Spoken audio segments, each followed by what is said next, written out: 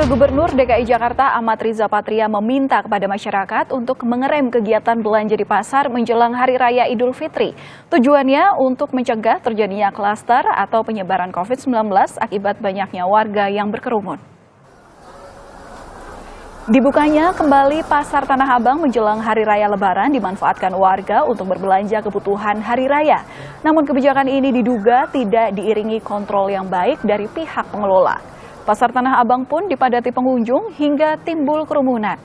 Wakil Gubernur DKI Jakarta Ahmad Riza Patria meminta kepada PD Pasar Jaya untuk mengelola dan memberikan sistem agar tidak terjadi kerumunan saat masyarakat berbelanja.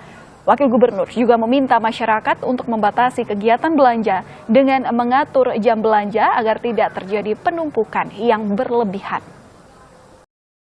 Sebelum masuk ke pembahasan lebih lanjut, kita harus mengetahui terlebih dahulu. Apa sih perilaku konsumen itu? Nah, perilaku konsumen adalah proses dan aktivitas ketika seseorang berhubungan dengan pencarian, pemilihan, pembelian, penggunaan, serta pengevaluasian produk dan jasa demi memenuhi kebutuhan dan keinginannya. Dapat kita ketahui bahwa perilaku konsumen ini memperhatikan bagaimana para pembeli menyeleksi dan menggunakan suatu produk maupun layanan tertentu. Di Indonesia sendiri, perilaku konsumen menjelang Hari Raya Idul Fitri atau biasa kita sebut Lebaran, mereka menjadi lebih konsumtif karena keluarga akan membeli beberapa keperluan tertentu yang dibutuhkannya. Perilaku konsumen ini mengenai kualitas produk, juga meliputi harga produk, promosinya juga mengenai tempat di mana barang tersebut dijual.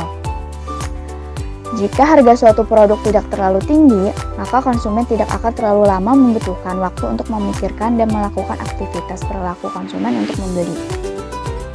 Namun, jika harga suatu barang atau jasa tersebut mahal, maka konsumen tersebut akan memberikan usaha lebih terhadap barang tersebut. Terdapat beberapa hal yang perlu diperhatikan mengenai perilaku konsumen dalam membeli suatu barang. Yang pertama, memperhatikan konsumen. Hal ini merupakan kemampuan penuh dalam menyaring semua upaya untuk mempengaruhi. Dengan hasil bahwa semua yang dilakukan oleh pemasar harus disesuaikan dengan motivasi dan perilaku konsumen. Yang kedua, motivasi dan perilaku konsumen, di mana sesuatu yang berkaitan dengan motivasi dan perilaku dapat diketahui melalui penelitian. Sehingga penelitian ini dipakai sebagai acuan dalam membuat strategi pemasaran, perencanaan perikanan, perencanaan promosi, sehingga hal-hal yang terjadi pada masa yang akan datang dapat diprediksi untuk menjual suatu produk. Para konsumen dalam proses pembelian dipengaruhi oleh yang pertama afeksi dan kognisi. Afeksi merupakan perasaan konsumen terhadap suatu stimuli atau kejadian, yaitu apakah konsumen menyukai suatu produk atau tidak.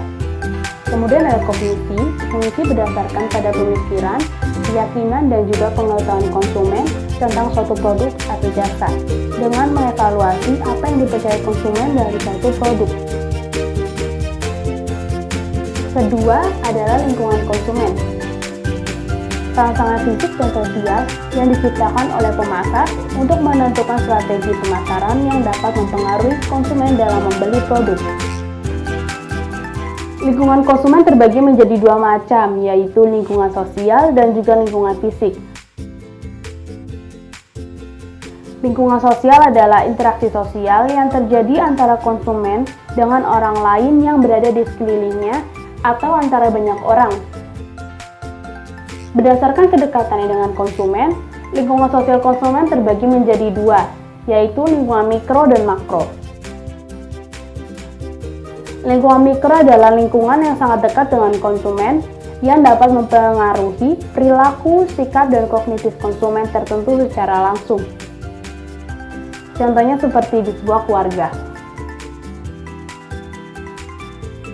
Kemudian ada lingkungan makro. Lingkungan makro adalah lingkungan yang berada di luar dari konsumen. Lingkungan makro berskala luas, seperti sistem politik dan hukum, ekonomi, sosial, dan budaya. Contohnya, ketika penurunan dolar yang akan mempengaruhi daya beli konsumen. Kemudian ada lingkungan fisik. Lingkungan fisik adalah segala sesuatu yang berbentuk fisik yang berada di sekeliling konsumen. seperti produk, toko, dan lokasi toko. Selanjutnya yang ketiga adalah perilaku. Perilaku adalah keyakinan dan rasa suka terhadap suatu produk dan jasa yang akan membuat konsumen melakukan tindakan sebagai wujud dari keyakinan dan perasaannya. Selanjutnya, perilaku konsumen ini memiliki ciri-ciri yang bersifat rasional dan irasional. Rasional adalah tindakan konsumen dalam melakukan pembelian barang dan jasa yang lebih mementingkan kebutuhan utama atau primer, dengan memiliki ciri-ciri sebagai berikut. Pertama, konsumen memilih produk sesuai dengan kebutuhan dan keinginannya. Kedua, produk yang dipilih oleh konsumen memberikan kegunaan yang optimal bagi konsumen atau yang dapat digunakan dalam jangka waktu yang lama. Ketiga, konsumen memilih produk yang kualitasnya bagus. Dan yang keempat, konsumen memilih produk yang harganya sesuai dengan kemampuan konsumen. Kemudian ada irasional. Irasional adalah perilaku konsumen yang mudah terpengaruh karena adanya diskon atau dari pengaruh marketing suatu produk tanpa mendahulukan aspek kebutuhan atau kepentingan. Dengan memiliki ciri-ciri sebagai berikut. Yang pertama, konsumen sangat cepat tertarik dengan iklan dan promosi di media cetak maupun elektronik. Kedua, konsumen lebih memilih barang-barang yang bermerek atau branded yang sudah terkenal. Ketiga, konsumen memilih barang bukan berdasarkan kebutuhan melainkan karena gengsi. Keempat, konsumen lebih memilih produk hanya karena ingin mencoba-coba. Nah, biasanya untuk menyambut Hari Raya Idul Fitri, rasanya tidak sempurna dan akan terasa kurang jika tidak menggunakan baju baru dan mempersiapkan kue untuk disajikan kepada sanak keluarga atau tamu yang datang. Busana muslim merupakan pakaian muslim yang bisa dipakai oleh seluruh umat muslim karena bisa menutup aurat. Busana muslim ini sangat sering dipakai pada saat sholat Idul Fitri sehingga penawaran produsen meningkat menjelang Hari Raya Idul Fitri. Bukan hanya baju muslim saja yang laris terjual, namun pakaian lainnya juga laku terjual karena akan dijadikan fashion ketika lebaran tiba nanti. Di masa pandemi COVID-19 ini, konsumen dapat membeli pakaian secara online ataupun offline. Datang langsung ke toko dengan mengikuti protokol yang ada. Bukan hanya itu, perilaku konsumen menjelang hari raya yang kedua, yaitu mempersiapkan membeli bahan baku pembuatan kue. Jika mereka tidak ingin capek, maka konsumen akan membeli kue saja tanpa repot-repot harus membuat kue lebaran ini. Kemudian, konsumen ini membeli bahan baku untuk membuat ketupat beserta bahan pokok lainnya seperti ayam, daging, kentang yang nantinya akan dibuat berbagai macam menu khas lebaran.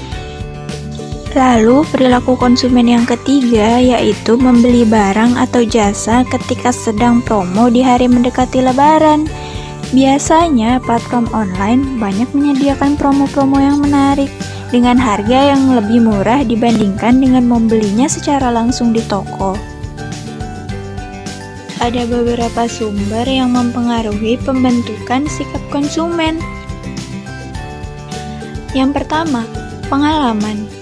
Konsumen ini akan membeli produk atau menggunakan jasa berdasarkan pengalaman yang dialami langsung oleh konsumen sendiri. Dalam mencoba dan mengevaluasi produk dapat mempengaruhi sikap konsumen terhadap produk tersebut. Yang kedua, kepribadian. Kepribadian muncul dipengaruhi oleh lingkup keluarga.